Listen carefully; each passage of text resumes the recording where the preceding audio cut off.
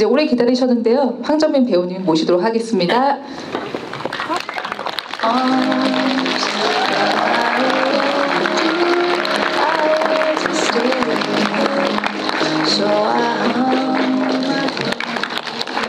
네. 안녕하세요. 안녕하세요. 네.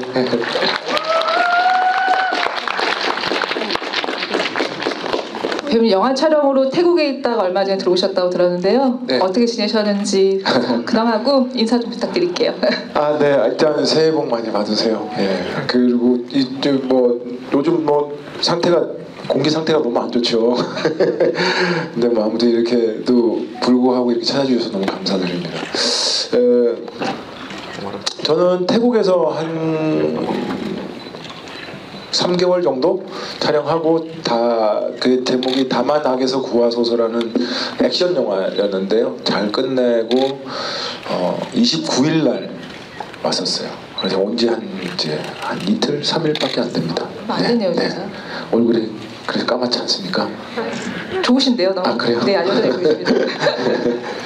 오셨는데 한국의 상황이 별로 아니요, 저 공항에서. 네네. 아니 뭐 어쨌든 저도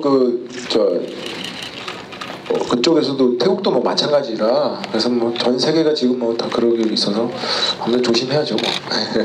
오늘 그런데 이렇게 자리해 주셔서 너무 감사드립니다. 배우님도 그렇고요. 네. 주옥 같은 작품들이 많으셔가지고 어떤 영화를 선정하실지 굉장히 궁금했는데요. 너는 내 운명을 꼽아주셨더라고요. 특별한 이유가 있는지 궁금합니다. 일단 이 영화를 통해서 황정민이라는 배우가 있다. 그리고 저한테는 첫 나무 주연상을 받게 해준 작품이었고요.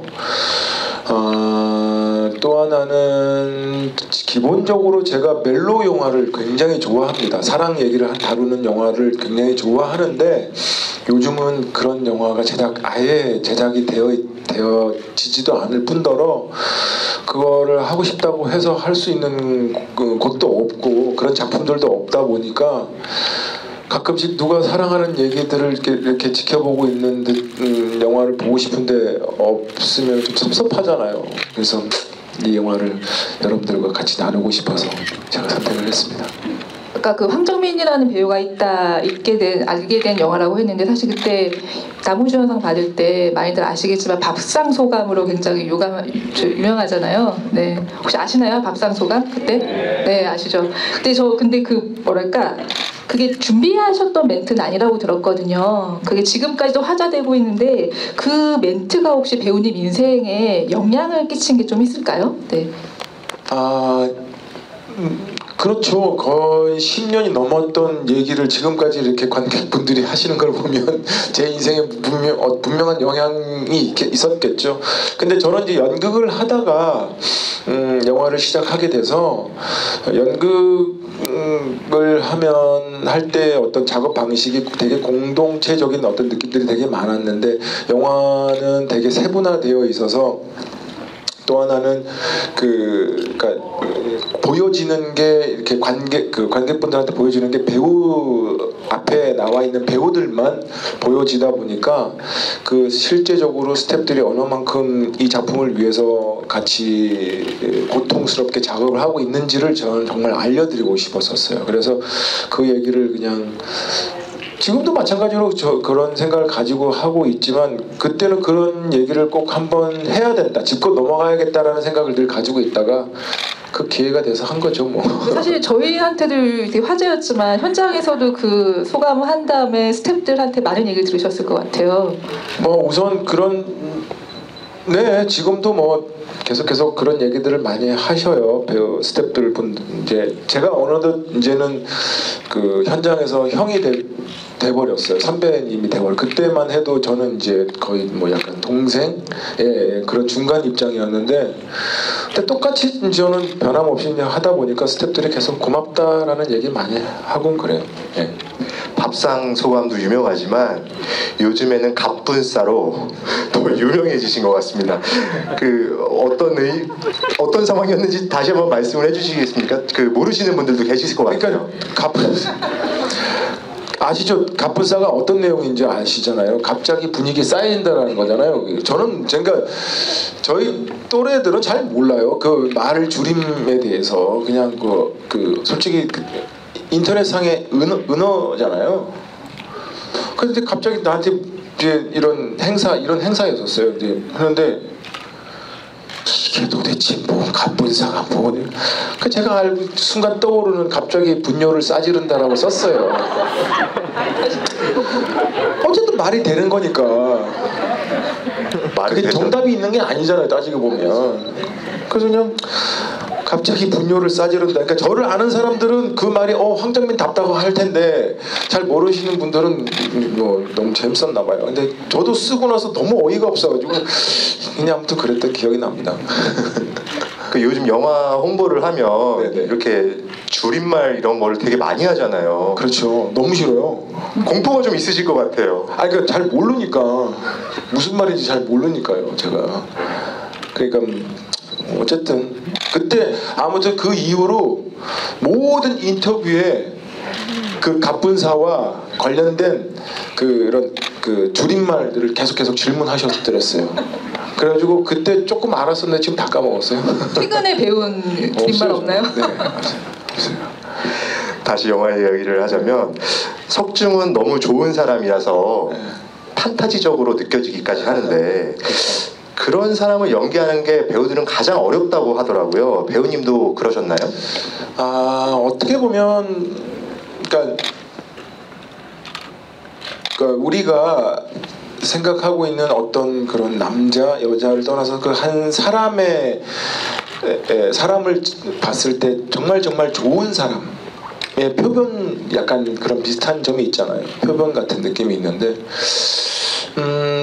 처음에 그 영화를 시작하면서 제가 제일 고민스러웠던 건 이런 심파적인 이런 느낌들을 어떻게 하면 관객들이 그 관통하고 관객들의 진심을 그 석중과 은하의 그 진심을 관객들하고 같이 공감할 수 있을까에 대한 고민을 되게 많이 했었어요. 그때 그 감독님하고 도연이하고 저하고 세 명이서 어디를 갔었냐면 전라도 광주에 하루 쉬는 날이었었는데 영화를 보러 갔었어요. 그때 그 작품이 클린트 이스트우드의 그 복싱하는 영화인데 밀리언 달러 베이비였었어요. 그걸 보면서 처음에는 저희가 이렇게 막 그러니까 시골 얘기고 근데 이런 좀 심파적인 요소가 강하다 보니까 뭔가 좀 카메라 웍이나 이런 것들을 조금 더 다양하게 좀 관객들한테 좀 해줘야 된다. 그래서 좀 이런 심파적인 것들을 조금 상쇄시킬 수 있게끔 하자라고 막 그런 얘기들을 되게 많이 했었었는데 그 밀리언 달러 베이비를 보면서 깜짝 놀랐던 거죠. 그러니까 진짜 다들 보고 뭐 뒤통수를 그냥 제대로 한 대 맞은 듯한 느낌이 있었어요. 그러니까 그 연기 잘하는 배우들이 있었지만 카메라 웍이나 그런 게 없었어요. 그냥 카메라를 딱 이렇게 뻗쳐놓고 그냥 그분들의 연기로 이렇게 이 스크린을 채우는데 너무너무 영화가 좋았었거든요. 그래서 저게 정답이구나. 그러니까 배우의 연기가 진심이 정확하게 전달이 되고 거짓말하지 않고 정말 좋은 연기로 딱 하면 아무리 영화가 심파든 뭐든 간에 관객들은 좋아할 것이다. 이 소통이 된다라는 이제 저한테는 그게 어쨌든 하나의 확답이 생긴 거죠. 그래서 이제 그 너는 내 운명이라는 작품이 그런 식으로 그냥 무식하게 관통하기 시작했다는 것 같아요. 정확한 게 사실 저희도 너는 내 운명을 좋아하는 이유가 어떻게 보면 낯간지러울 수 있는 대사도 많고 그런 거 많은데 그런 상황들이 전도연과 황정민은 두 배우를 통과하는 순간 뭔가 진짜처럼 보이는 마법이 일어나잖아요. 아까 말씀하셨듯이 연기라는 건 일종의 거짓말이고 근데 그 거짓말을 관객들한테 진짜처럼 보이게 할 수 있는 연기의 변수랄까? 그런 것들이 좀 있을까요? 연기할 때? 네. 그러니까 연기하는 동안만큼은 정말 그 은하를 사랑하고 그 은하라는 사람이 없으면 안 될 것 같은 내 그 마음을 계속 촬영하는 내내 그걸 유지하는 게 되게 힘든데 아무튼 그게 제일 중요했었어요. 그래서 왜 우리가 사랑을 하게 되면 설레잖아요. 근데 그 설레는 연기를 어떻게 하겠어요? 근데 그 사람이 진짜로 설레다 보면 연기를 하지 않아도 나도 모르게 그 얼굴에 눈에 그게 설렘이 나오는 거거든요. 그러니까 그런 정직한 감정을 계속 유지하려고 되게 노력을 했었죠. 네. 이 영화는 접속, 약속, 내 마음의 풍금 등으로 한국 멜로의 한 축을 맡았던 전도연 배우께서 출연해서 화제가 되기도 했는데요. 전도연 배우와 연기하면서 과연 멜로의 여왕이구나 라고 생각했던 그런 부분이나 지점들이 좀 혹시 있으셨나요? 우선 도연 씨는 그 당대 그때 최고 스타였었어요. 그리고 저는 밥상 소감에다 나왔던 일개 나부랭이 배우예요. 아무 사람들이 잘 모르는 신인이었었고, 그러니까 어쨌든 저한테는 어떻게 저 사람이 나랑 같이 연기를 해줄 수 있지? 약간 그런 게 있어요. 그러니까 너무 고마웠었어요. 이렇게 이 작품을 통해서 나랑 같이 연기를 한단 말이에요. 그러니까 저는 너무너무 고마웠고, 그래서 도연이가 연기하는 거에 대해서 그냥 좋았어요. 마냥. 그러니까 연기를 워낙 또 잘하긴 하지만 일단 너무 좋아했었어요. 제가 도연이를. 그래서 그랬고, 또 하나는 굉장히 그 캐릭터 분석하는데 아주 영악하게 영악해요. 영악하다는 말이 좋은 말입니다. 나쁜 말이 아니에요. 그러니까 아주 포인트 있는 거를 잘 집어내서 정확하게, 그러니까 길게 막 이런 것들 하지 않고 아주 필요한 부분만 정확하게 딱 하는 연기를 해요. 그게 진짜 어렵거든요. 하기. 혹시 한 가지 예를 좀 들어주실 수 있으실까요? 제일 기억나는 건 이렇게 내가 처음에 이제 다방에서 내가 이렇게 앉아 있는데 닦다가 날 딱 뒤로 돌아보는 그 느낌이, 눈이 있어요. 그 눈이 딱 그 은하 같은 에너지가 있었었고, 또 하나는 나중에 이제 우리 늘 아시다시피 그왜 스피커 말씀 죄송합니다. 스피커 씬도 그거가 이제 세트에서 정말 24시간을 찍었었어요. 그러니까 아침, 예를 들어서 아침 7시부터 촬영을 해서 다음날 아침 7시까지 끝난 거예요. 그 짧은 씬이었는데도 불구하고. 근데 그 24시간 동안 계속 그 우는 그 감정이잖아요. 슬퍼하는 감정을.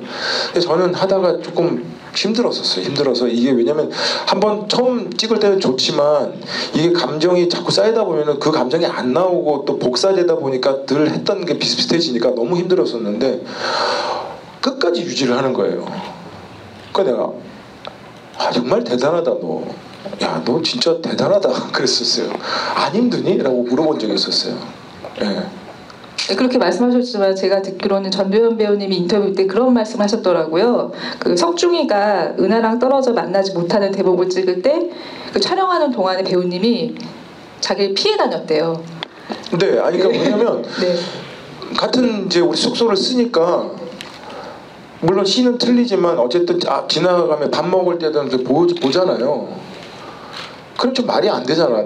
나는 이제 은하가 떠났고 못 봐서 막 애가 타서 막 그러고 있는 상황인데 내 눈앞에는 있으면 안 되는 거라. 그러니까 웬만하면 안 만났어요. 안 부딪혔어요. 일부러. 그 제가 할 수 있는 최선이었던 것 같아요. 그게. 어쩔 수 없죠. 보통 영화 찍을 때도 이렇게 캐릭터에 몰입해가지고 그렇게 밖에서와 그 네, 그러는 편이긴 해요. 왜냐하면 그러지 않으면 그러니까 그렇게 해도 연기가 될까 말까인데 그 역할에 대해서 그런 식으로 몰입을 하지 않으면 조금 저는 힘들어서요. 네, 아직 연기를 좀 더 열심히 해보겠습니다. 네. 자리가 불편해지고 있어요. 제가. 영화 초반과 네. 후반부 외모에 큰 차이가 있는데요. 네네네. 은하와 헤어지고 1년 뒤 이야기에서는 살이 쪽 빠져 있으세요. 네. 이 모습을 촬영하면서 완성하셨다고 들었는데 사실인가요? 네네. 그러니까 애초에 제가 시작할 때 93kg, 지금보다 한 20kg 넘게 찌웠었어요. 이렇게 찌웠는데 저는 솔직히 살 빼는 건 그렇게 어렵지 않은데 찌우는 게 너무 힘들었었어요. 왜냐면 늘 체형이 어릴 때부터 지금까지 계속 이랬으니까. 근데 이제 그거를 이제 먹는다고 그래서 이게 또 생각보다 쪄지지가 않더라고요. 이게 그러니까 참 사람 몸이 신기한 게 그때 알았는데 많이 먹으면 또 많은 대사량이 있어요. 그래서 살이 생각보다 잘 안 쪄요. 갑자기 갑분싸가 떠오르는. 네, 아무튼 죄송합니다. 아무튼 그런데 그리고 나서 이제 근데 처음에 왜 그렇게 했냐면 그 실제 그 당사 주인공이었던 그 분이 그 감독님께서 이 영화 시작하기 전에 사진 2장을 주셨어요. 근데 이렇게 원래 있는 사진과 살이 쭉 빠진 사진 2장이 있더라고요. 그래서 이분이 이렇게 돼서 이렇게 됐다. 그 여자분을 만나서. 그래서 이거 어떻게 하죠? 근데 아무튼 제가 해보겠습니다 했는데 막상 제가 할 수 있었던 건 어쨌든 열심히 찌웠고, 그러고 나서 저한테 주어진 시간이 한 열흘 정도 동안 이제 다시 원래대로 만드는 거예요. 20kg를 빼는 거였는데 뭐 어쨌든 뭐 안 먹으면 빠지긴 하는데 머리도 같이 빠져요. 그래가지고 뭐 어쩔 수 없는 거라.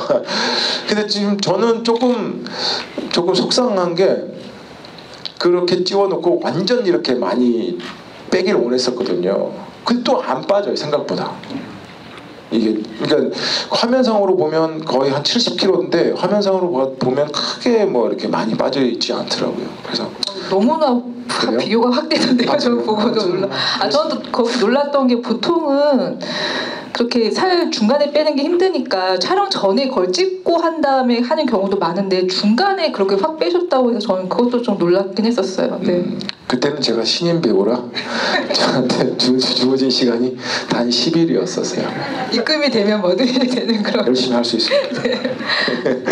아까 그 스피커씬 얘기가 잠시 나왔는데 제가 듣기로는 스피커씬이 배우님 아이디어에서 시작됐다고도 들었거든요. 거기에 대해서 좀만 알려주세요. 네. 그러니까 원래는 그런 씬은 아니었었고요. 그러니까 근데 감독님이 이제 여쭤보길래, 그러니까 어떻게든 솔직히 그 면회실에는 그런 스피커가 달려 있지 않아요. 그리고 상대방이 서로 이제 통화할 수 있는 전화기만 있지 그렇게 할 수가 있지 않아요. 근데 어쨌든 이게 이제 중요한 건 그런 사실을 보여주는 게 아니라 이 두 사람의 사랑에 대한 이야기를 보여주는 거기 때문에 그게 솔직히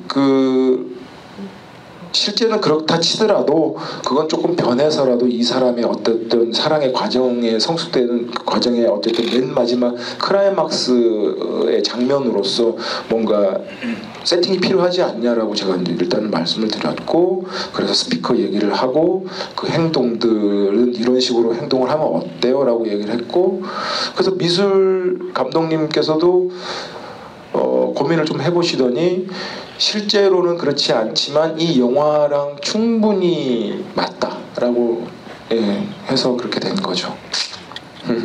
명장면이 산생한. 네. 너는 내 운명은 허진호 감독의 봄날은 간다가 던진 사랑이 어떻게 변하니에 대한 대답으로 보이기도 하는데요. 석중은 사랑은 변하지 않는다는 입장을 영화 내내 보여주고 있어요. 배우님은 실제로는 좀 어떻게 생각하시는지 궁금합니다. 다행히 저희 집사람이 여기 와 있어가지고 사랑은 절대 안 변합니다. 네, 절대 변할 수가 없습니다. 네.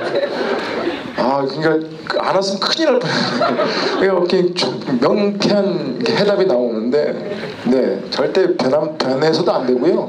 네, 안 됩니다. 큰일 납니다. 아무튼. 네, 그렇습니다. 근데 아까 잠시 두 분 같이 계시는 거 봤는데 저 너무 부럽더라고요. 사이가 너무 좋으셔가지고 진심으로. 그렇게 됐고 그 너는 내 운명과 이제 행복을 30대에 찍으셨고 남자가 사랑할 때라는 멜로 영화를 또 40대 하셨어요.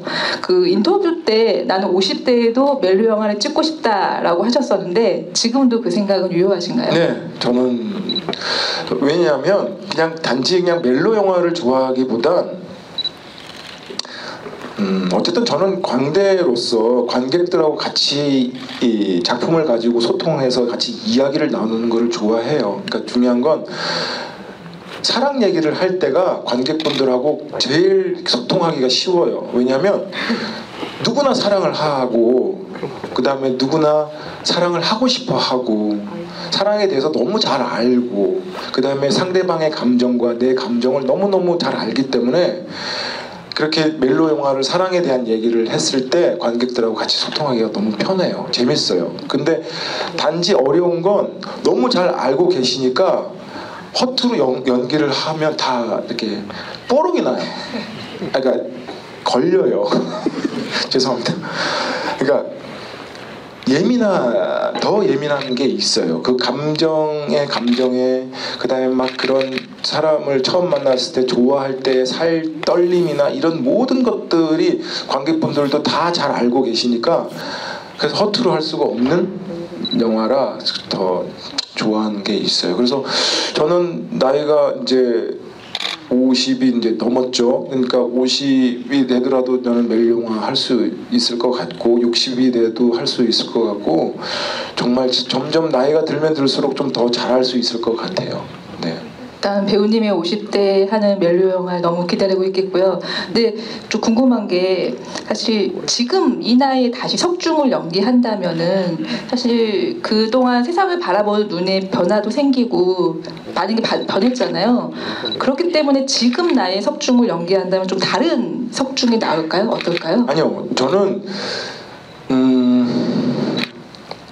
사랑은요 너무 단순해져야 돼요. 한결같아야 되기 때문에. 그래서 이게 뭐 사랑 때문에 이것 재고 저것 재고는 재미없어요. 그건 사랑이 아니고 그냥 오롯이 그냥 한결같은 그냥 이거 지금 제가 아마 너는 내용 해도 석중 같은 그 에너지일 거예요. 똑같을 거예요. 그 뭐 재미없어요. 네. 로맨티스트라고 말씀드리고 싶어요. 아니 그런 게 아니라 사랑이라는 것 자체가 그래서 그래요. 네.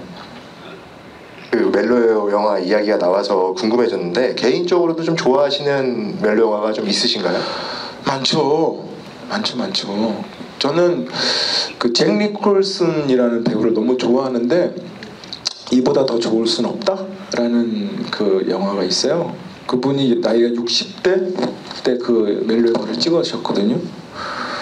그래서 그걸 보고 참 대단하다. 저분도 저런 식으로 에너지를 가져서 계속 이런 이야기를 하는구나 해서 제가 큰 감명을 받아서 그런 류의 영화들 좋아하는 게 있어요. 네. 그 전도연 배우께서 2015년 부산영화제에서 출연작 중 2편이 나오면은 좋을 것 같은 2편이 나오면 좋을 것 같은 작품이 있는가라는 질문에 너는 내 운명 2를 하면 재밌지 않을까라고 대답을 하셨더라고요. 혹시 출연 의사가 좀 있으신지? 당연히 있죠. 되게 궁금하네요. 둘이 이제 어떻게 살았을까요? 되게 궁금하네. 아니, 다시 꼭 뵙고 싶어가지고 여쭤봤습니다. 저도 전도연이라는 그 배우를 너무너무 사랑해서요. 작품을 꼭 하고 싶은데 매일 만나면 우리는 언제 하지 말만 그렇게 하고 그 제작자분들이 조금 하면 되는데 왜냐면 전부 남자 영화들밖에 없어요. 너무 재미없어요. 그러니까 얘기 좀 제가 계속 하긴 해요. 주변 제작자분들한테 왜 이렇게 남자 영화들만 있냐. 왜 그렇다라고 좀 생각하시나요? 그건 잘 모르겠어요. 일단은 여자 영화가 왜 안 만드는지 잘 모르겠는데 그 얘기하기가 조금 불편한가요? 그러니까 아무튼 좀 아니면 남자 영화들이 얘기할 수 있는 그 범위가 조금 쉬워서 그런 건가요?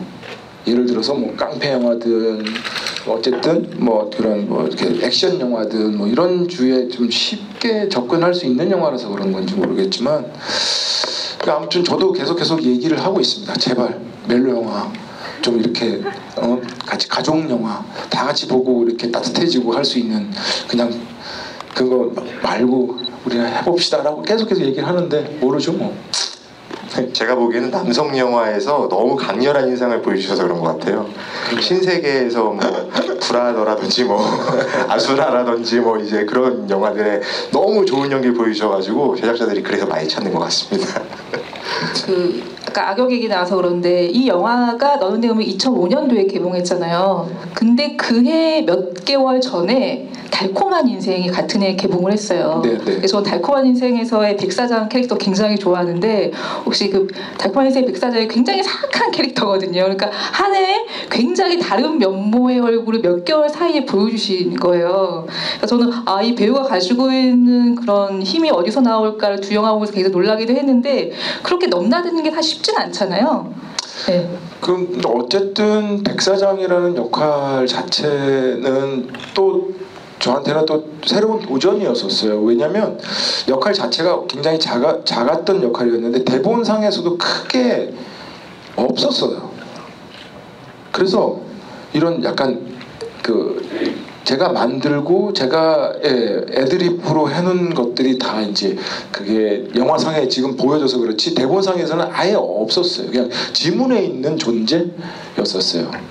그래서 그 달콤한 인생에는 씬이 딱 제가 백사장이 4씬 나오거든요. 그러니까 4번 나와요. 4번. 근데 저는 이제 그렇게 생각했었죠. 관객분들이 이 영화를 봤을 때 저 사람 뭐지? 저 사람 누구지? 이런 식으로의 어떤 인물을 만나봤으면 좋겠다라는 게 저의 약간 꿈이었죠. 꿈이라기보다는 그러니까 저의 약간 그거였었어요. 포부였었어요. 그래서 그게 아마 잘 맞아떨어진 것 같아요. 완전 맞아떨어졌던 게 그 영화 나오고 굉장히 많은 분들이 정말로 저 배우 누구지라는 얘기를 진짜 많이 했었던 기억이 나요. 네. 근데 아마 그때는 제가 처음이고 신인이다 보니까 더 이제 낯선 사람이 그렇게 연기를 하니까 아마 더 이렇게 주목이 되지 않았나라는 싶어요. 근데 만약에 지금 백사장을 지금 한다 그랬을 때 관객분들이 저렇게 그렇게 새롭게 나를 봐줄 수 있으실까? 뭐 이런 생각도 있는데 아무튼 그래도 또 시켜주면야 또 열심히 하겠죠. 정군 내 생애 가장 아름다운 일주일도 개봉을 했더라고요. 네네. 그래서 이곳 이제 잠실을 꼽아주셨는데 여기가 이제 그때 사셨던 동네라고 제가 삼전동 여기 뒤에서 네. 살았어요. 네. 여기 오실 일이 없으셨을 것 같아요. 촬영 때문에 바쁘셔가지고. 아니요. 저 이제 혼자 여기서 이제 원래는 이제 뭐 저쪽 마천동에서 이제 지하 이쪽에서 지하 단칸방에 살다가 영화를 조금씩 하면서 개런티를 받고 처음으로 지상으로 올라왔던 동네가 삼전동이었어요. 그래서 제가 이 동네를 되게 사랑했었어요. 예. 처음 올라온다. 예, 지상으로 올라온 동네. 되게 의미 있는 동네. 네네네. 그래서 그래가지고 아무튼 그러면서 이제 어쨌든 잠실역이랑 가까우니까 이렇게 매일 걸어 다녔죠. 삼전동 걸어 다니고 그래서 잠실역에서 타고 가고 그랬죠. 산책하기 딱 좋은 동네라. 근데 저한테는 의미 있는 동네입니다. 네네. 오랜만에 오셨나요 여기 지금? 아니요, 오시나요? 자주 오진 않지만 그래도 저기 살 때 이제 뭐 예를 들어서 제가 무슨 뭐 개런티가 생기거나 아니면 저희 아내가 그때는 이제 뮤지컬 배우여서 개런티를 받으면 항상 가는 돼지갈비집이 있어요. 네, 마포집이라는 집이 있는데요. 우리 아이 태어나기 전서부터 다녔던 집이라 지금도 자주 가요 그 집에. 그래서 그 사장님이 아직도 계셔서 이제 우리 아이가 중학생이거든요. 같이 가면 깜짝깜짝 놀래요. 오래된 단골집이 하나 있어요.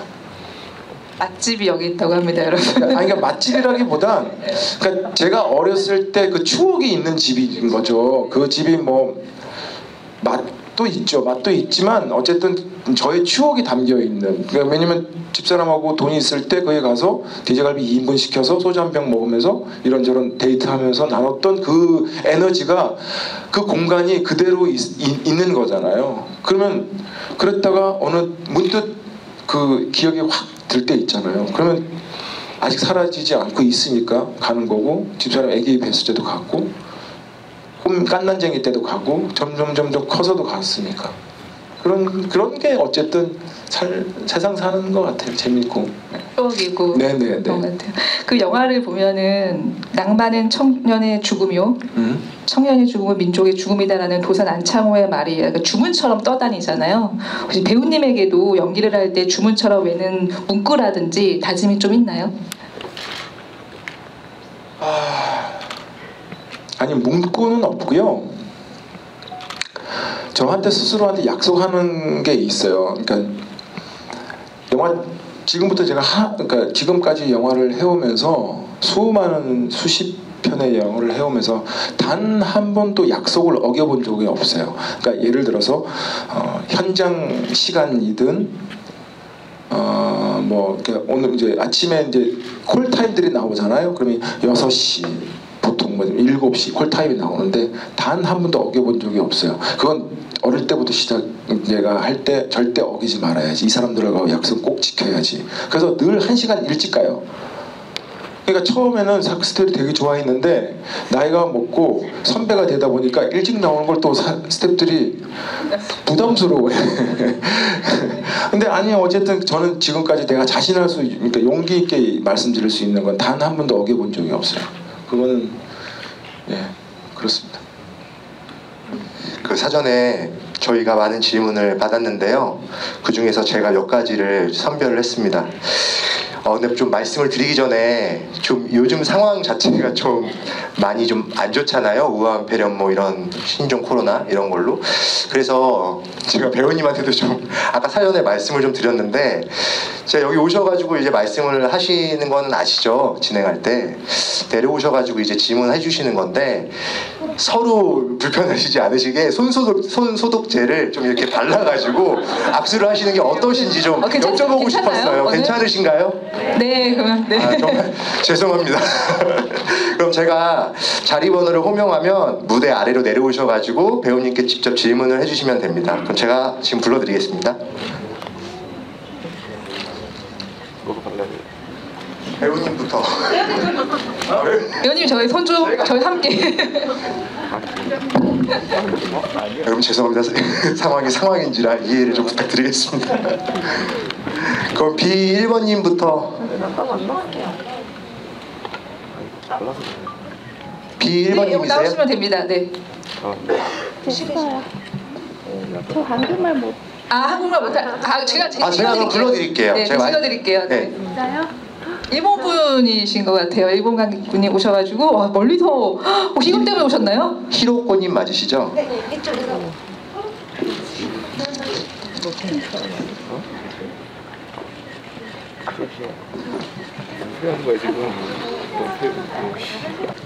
읽으실 수 있으세요? 읽으시면 됩니다. 혹시 이 행사 때문에 일본에서 오셨나요? 이 행사 때문에 읽어주세요.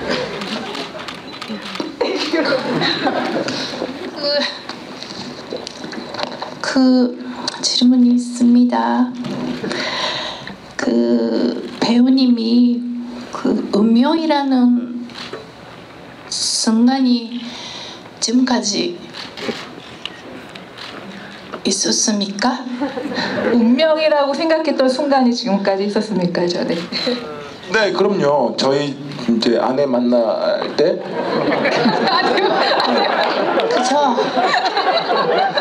아니 왜냐면 저 캐치라는 공연을 할 때였었어요. 뮤지컬 캐치를 할 때였는데 딱 순간 들어올 때 보고 저 사람이랑 결혼할 것 같은데 라는 생각이 들었었어요. 그래서 그런 게 있었고 또 하나 그 다음에 어쨌든 작품으로 따지자면 진짜 그 매 작품 제가 했던 작품들은 저한테 인연이에요.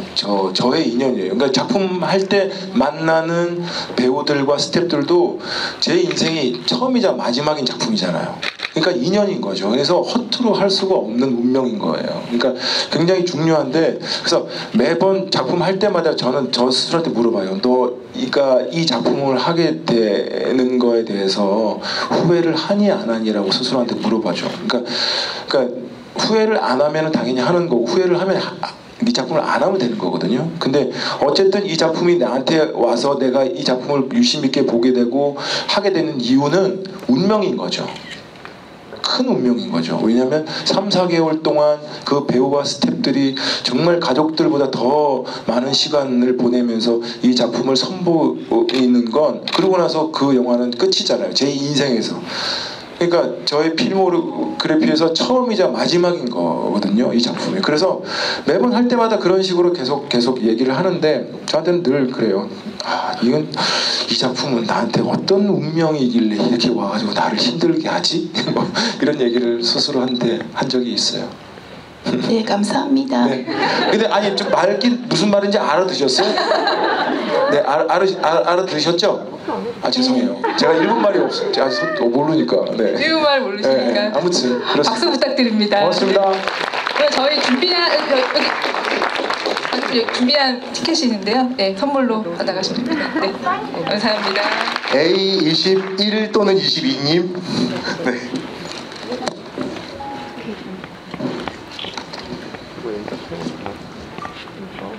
앉아가지고.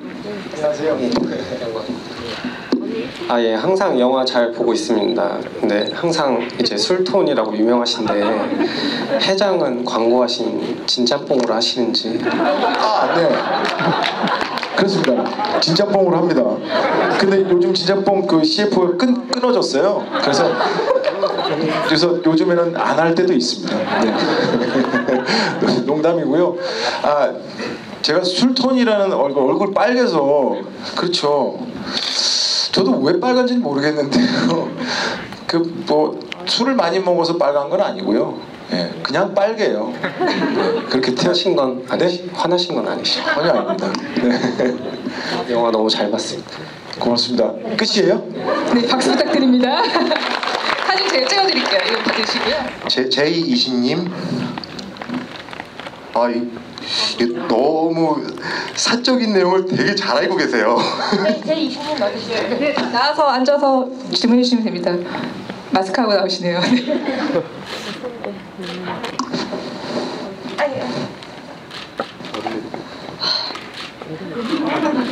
심호흡 한번 하시고.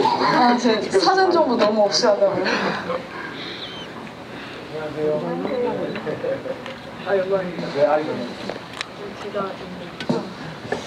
마이크 드시고 읽어주시면 됩니다. 저 사나이 픽처스의 작품을 많이 하셨잖아요. 네네네. 그래서 거기 닭도리탕 멤버들이 계신 걸로 알고 있는데 네네. 혹시 차기작을 함께하고 싶은 배우분이 계시다면 어느 분이신지. 배우님 그 닭도리탕 멤버들 좀 소개 함께 해주세요. 아니요, 뭐 그 근처에 먹을 만한 이제 뭐 소주 한잔 하면서 먹을 수 있는 게 그게 이제 그 집밖에 없어서 자주 가긴 하는데요.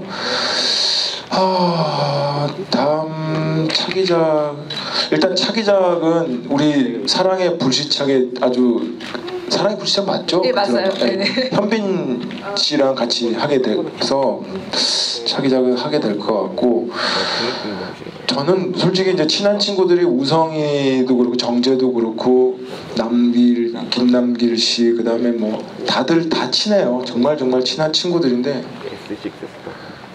어쨌든 그 친구들하고 하는 거는 너무너무 행복한 일이죠. 근데 그것도 마찬가지로 작품이 어떤 식으로 전달이 될지 모르니까 못하고 있는 거. 말은 맨날 같이 언제 해요? 같이 그렇게 얘기는 하긴 해요. 네. 수리남 작품은 그 교섭이 3월달에 들어가거든요. 근데 그 이후의 작품이라 지금 아직 선택은 못 하고 있었어요. 지금 고민 중이에요. 그거는 영화가 아니고 드라마여서 제가 이제 드라마를 섣불리 이렇게 하기가 어려울 수도 있어서 시간도 많고 그래서 좀 고민 중이긴 합니다. 네. 네. 감사합니다. 감사합니다. 여기 받으시고. 감사합니다. 네, A15님. 이렇게 그림을 그려오셨어요. 이거 전달해 주시면 될 것 같아요. 아이고, 안녕하세요. 관객분들한테 한번 보여주시죠, 그거.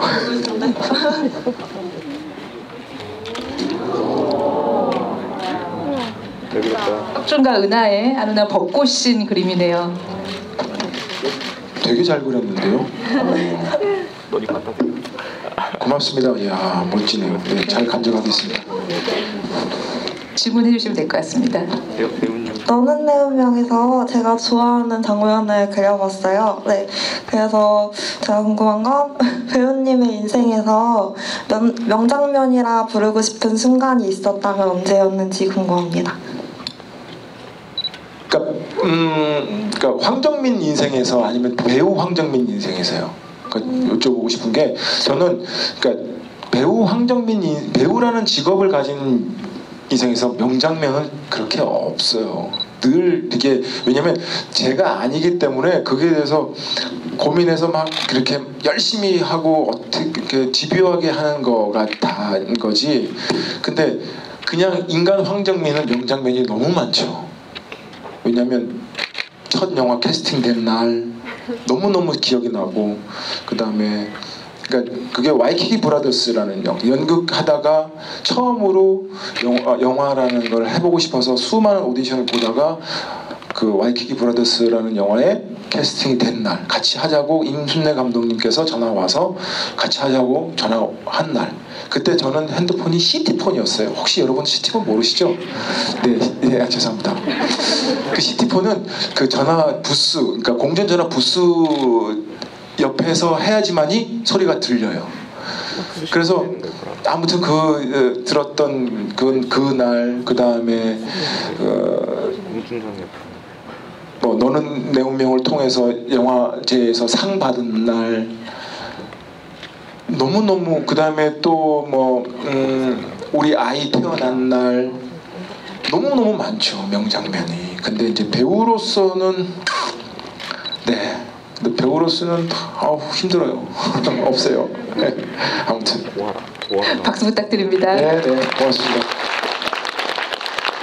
이렇게 원장님들이 이렇게 해가지고 21번님.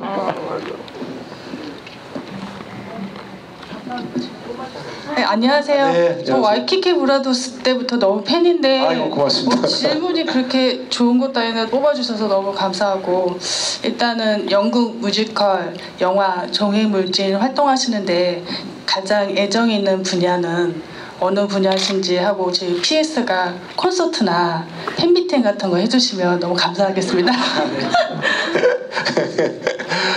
우선 PS부터 답변을 드리면 제가 보기엔 그래도 조금 쑥스러움을 많이 타서요. 예, 그래서 그리고 팬미팅을 뭐 하자라는 얘기들이나 제안들은 굉장히 많았었는데 제가 그냥 다 거부를 했었어요. 그러니까 아무튼 좀 불편하다기보다 제가 이제 그거를 이렇게 잘 안을 수 있는 조금 능력이 돼야 되는데 제가 자꾸 낯간지러워하고 막 이제 아시잖아요. 제가 원래 저는 생일 잔치 생일이면 생일 케이크를 받아 생일 축하해라는 건 남 해주는 건 좋아하는데 정작 내가 생일을 받는 걸 너무너무 싫어해요. 그러니까 잘 못 견뎌해요. 생일 축하해라는 아무튼 그러겠습니다. 그래서 못하고 있는 거예요. 또 하나는 마지막에 처음에 이제 질문하셨던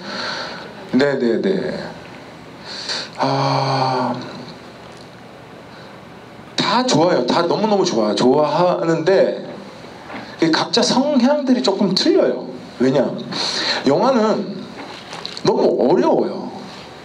왜냐면 화면에 연기를 했을 때 보면 내가 거짓말로 하고 있는지 거짓말로 지금 거짓 연기를 하고 있는지 금방금방 다 들켜요. 왜냐면 내가 그 감정을 정확하게 드러내서 하는 거기 때문에. 그래서 이게 너무 예민해서 어려워요. 숨통이 막 이렇게 조여질 때가 있죠. 그럴 때 연극을 가서 해요. 그러니까 영화를 계속 하다 보면 막 숨통이 막 조여지고 너무너무 힘들고 하면 연극을 하면 마음이 편해져요. 무대에서 2시간 동안 무대에 있을 때 비로소 배우 황정민이라는 것을 스스로 느끼게 되고 막 그 2시간 동안 미친 듯이 연기를 하고 메인 관객분들한테 인사하고 커튼콜하고 할 때 너무너무 행복해요. 근데 그 2시간 동안 이렇게 실수할까봐 그런 스트레스는 없어요? 그만큼 연습을 많이 하니까 큰 실수는 없어요. 네, 그게 그냥 그 역할에 빠져서 하는 거니까. 왜냐면 그 공연을 위해서 거의 한 2달 동안 반복적인 연습이 필요하거든요. 그래서 아무튼 그래서 이게 연극도 연극 나름대로 나를 안아주는 그 어머니 같은 느낌이 있고, 영화는 영화대로의 또 어려움이 있지만 그걸 또 극복해냈을 때 또 좋은 느낌이 있는 거라 다들 비슷한 것 같긴 한데 각자 이렇게 색깔들이 너무 틀려서요. 뭘 하나 딱 찝기는 그렇고요. 어쨌든 제가 그 관객분들한테 보여줄 수 있는 게 연기니까, 연기를 할 수 있는 어떤 공간이라면 저는 어디 마다하지 않고, 왜냐면 제가 광대니까 마다하지 않고 열심히 할 거예요. 영화든 뭐 연극이든 뮤지컬이든 어쨌든 그렇습니다. 그럼 하나만 더, 네네네. 그 뮤지컬 해보고 싶은 작품 있으세요? 아, 해보고 싶은 작품보단 한 번 더 해보고 싶은 작품이 있어요. 라만차, 돈키호테라는 작품을 한 번 더 해보고 싶어요. 그러니까 그때 한 4년 전에 5년 전에 했었던 것 같은데, 그때보다는 지금 이제 나이가 50이 넘어서 하게 되면 좀 더 관록 있게 뭔가 좀 깊이 있게 하지 않을까라는 생각. 콜 안 받으셨어요? 올해 하는 걸로 알고 있는데. 네네. 진짜 강팬이시네. 네네. 올해 하는 거 알고 있는데 아직 콜이 없어요. 그래서 지금 그래서 제가 저 좀 시켜주면 안 돼요라고 한번 이제 다시 해보려고요. 물어보려고. 네. 네네. 고맙습니다. 박수 부탁드립니다. 감사합니다. 네, D10번님.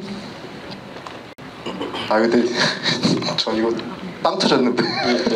왜 안 주시나요? 안녕하세요. 반갑습니다. 우리 목이 마르신 것 같아서. 저요?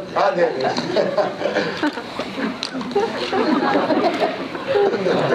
진행 본능이 계신. 아니요, 저는 네. 제가 너는 내 운명이라는 이 영화는 제가 여기서 처음 봤거든요, 사실. 예. 그 보니까 저는 영화하고 전혀 다른 이걸 썼는데 이게 좀 어떻게 무슨 의미인지는 잘 모르겠거든, 사실은. 저 우체국 보험은 어떻게 들을까요? 라고 저하고 이제 전혀 상관이 없는, 근데 제가 무슨 뭐 당첨이 됐다는 이런 거 가지고 이게 무슨 얘기인가. 그래서 사실 저 와이프랑 같이 왔는데요. 오늘 D10이라고 그래서 난 D10이 아니다. 그래서 봤더니 나가라. 그래서 우체국 보험은 어떻게 들어야 되나, 어느 지점에 가야 되나, 일단 명동 지점으로 가시면, 본사로 가면, 네, 본사 가시면 아마 잘 설명해 주실 텐데. 그런가요? 네, 알겠습니다. 그런데 사실은 제가 어떠셨어요? 오늘 처음 보셨는데? 배우는 배우다. 그러셨어요? 그리고 제가 사실은 그 같은 연배인 것 같아요. 제가. 그러세요? 네네네. 돼지띠. 저는 개띠입니다. 예. 그럼 제가 하나 맞네요. 형님. 제가 안양예고를 배우를 하고 싶었는데. 그러셨어요? 그래서 꿈을 잘 못 이뤄서 안쪽으로 좋은 쪽으로 가긴 했지만, 하여튼 배우를 이 너는 내 운명이라는 그 영화를 보면서 정말 배우는 배우다. 그게 감명 있게 받았습니다. 고맙습니다. 네, 우체국 보험 어디 명동으로 가라고. 예, 명동. 일단 명동 지점이 제일 큽니다. 잘 돼 있습니다. 알겠습니다. 반갑습니다. 박수 부탁드립니다.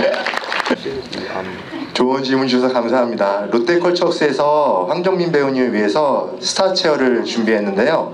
앞서 말씀드렸듯이 그 의자에서 나오는 1년간 수익금이 어려운 이웃들에게 전달됩니다. 처음 의자에 앉으신 관객분을 위해서 황정민 배우님께서 조그만 선물을 마련해 주셨는데요. 그 자리가 어디인가요, 이제? 황정민 배우님께서 직접 소개해 주시면 좋을 것 같아요. 좌석. 네. H9번 앉으신 분? 아까 저기 앉으셨다고 들었는데. 어디 가셨죠? 스타체어의 주인공께서 사라지셨네요. 안 계신가요?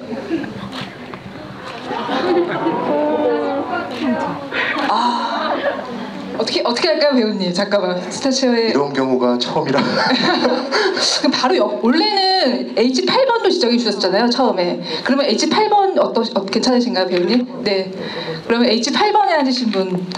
네, 나오시겠어요? 왜냐면 처음에 배우님이 H8과 H9번 둘 중에 하나를 원하셔가지고 H8도 충분히 의미가 있을 것 같습니다. 네. 오늘 선물 대박인데. 너무 좋은 건데. 네, 안녕하세요. 이건 제가 아수라랑 베테랑 그 DVD인데요. 아직 안 뜯은 건데 이게 제가 이게 살짝 뜯은 건 뭐냐면 사인하기 위해서 표지만 살짝 뜯었습니다. 네. 혹시 제가 마이크 드릴게요. 네. 혹시 배우님께 질문하고 싶으신 거 있으시면 말씀하세요. 질문보다요. 제가 연휴 때 그 배우님 영화들을 싹 봤어요. 보셨어요? 네, 그래서 너무 좋아서 여기 또 기회가 있어서 오게 됐는데 이게 해서 너무 감사합니다. 네, 아이고 잘 됐네요. 뭐 고맙습니다. 네. 사진 한번 찍으시겠어요? 그럼 오늘 행사 수익금이 전달되는 행복한 우리 담당자 및 아이들과 미래재단 마스코트와 기념 촬영을 진행하겠습니다.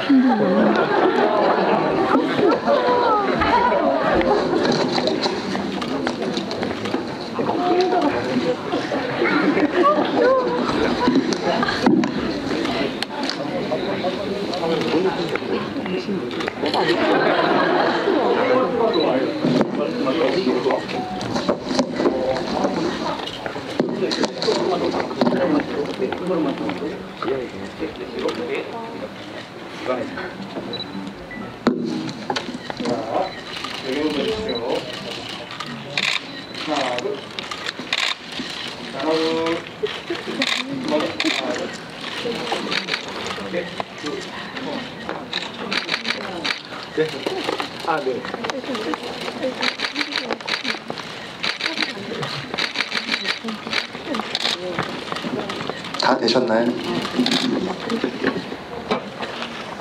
되셨나요? 네, 감사합니다. 이번 행사를 위해 준비해 주신 황정민 배우님께 박수 좀 부탁드릴게요. 네.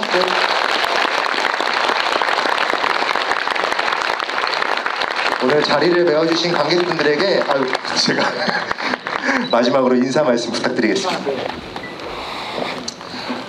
이제 네, 너무너무 감사하고 또 이렇게 여러분들 뵈니까 좋으네요. 제가 공작 이후로 영화가 이제 한 3년 동안 없었더랬어요. 이제 올해 이제 영화가 또 열심히 나올 텐데